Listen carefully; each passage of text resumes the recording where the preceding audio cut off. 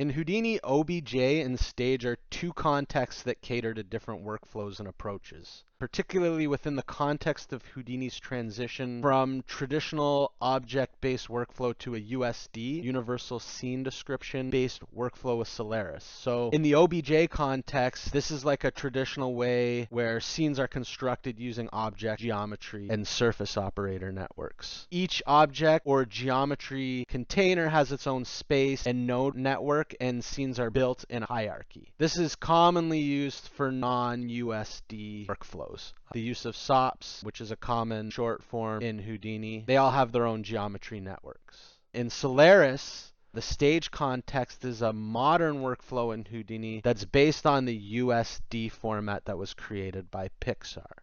In this context within the scene graph, using USD to construct complex scenes in a non-destructive way. This is beneficial especially to large studio and bigger collaborations, although it does have some benefits for indie users as well, but it's typically used for scene assembly. And it offers a layer-based workflow which makes that non-destructive, and it's again, optimized for collaboration, which could be merged or overridden, or you could work on it independently.